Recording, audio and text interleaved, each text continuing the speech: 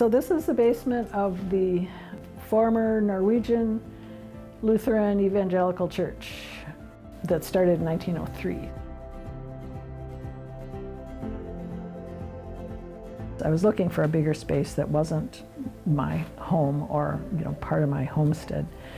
And this is definitely bigger. I'm Betsy Bowen. I'm a woodcut artist and book illustrator, and we are in my studio gallery in Grand Marais. The very first memory I have is about a box of crayons. I remember the way that all those little specks of color looked on the cardboard of the box, because every time the crayon bumps it, there's this little speck of color. And I remember that. I can still see that in my mind. So it strikes me that I've just always had that interest. And voila. My son Jeremy works with me. He's the printer. He's like the right-hand man, but he's actually, I think, both hands.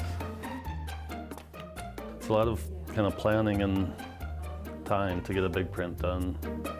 He's been doing that for 25 years for me, and has a great eye for color. This yellow background is the first color we did. And then last is the black that goes on top. Turns into a pretty birch tree print. Like, we just don't like little goobers in the margins. It's those little things, and Betsy's fingerprints.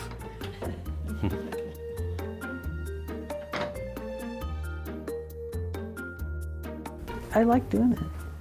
I like making stuff. So back here, my featured show for this studio tour is work from the archives. So this goes back 50 years. And this watercolors, I don't even remember doing that one. This bin is all the original paintings from the Lost Forest. This is the whole storyboard from a book called Burr and Hamilton. I did another book with this poet. The poems were short lines, and I thought they were tall, so I suggested that the book be long and skinny like that too. So I've been digging through and discovering things. For me, it's been really fun. I put a lot of it in a book. So this is age 0 to 72. But to have it all together, that was really, I'd been trying to do that for a long time, and it finally did it. So this effort is related to that, of finding just how did I get here? What's upstairs? What's upstairs? Well, okay, there's more. Lots of creative people up here. North House is the most recent new renter. So this was the main door to the church back when, and it was the community theater for 35 years, and it was the main door for that too. Anyway, this is Melissa Wickwire clay studio, and she makes a lot of tiles, which we have downstairs. And in here are 4 artisans that are here as part of a program with North House Folk School, so we can come look.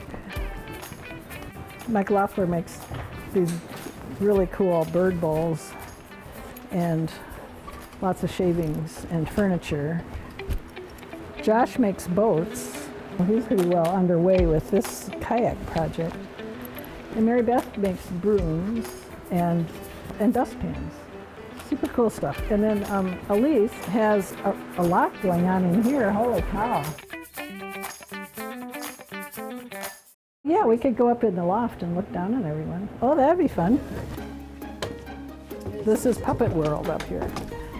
This is Good Harbor Hill Players. We can make stormy weather. Animals. Pretty sure that the bears eat the salmon. Stilter girls wore these. So this was on top of their head. They were wonderful. You know, did their kind of crane dances. I like to see something happen. I like to see something be made out of nothing. Whether it's transforming a space into an acted out story with big puppets, or whether it's, you know, transforming a piece of paper into a woodcut, or a shabby building into something pretty great.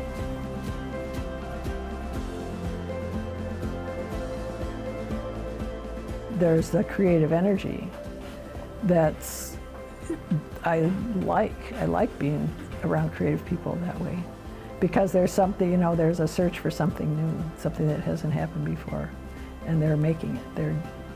They're gonna figure it out. I think I open doors. I think that's what I do. You know, I just open the door.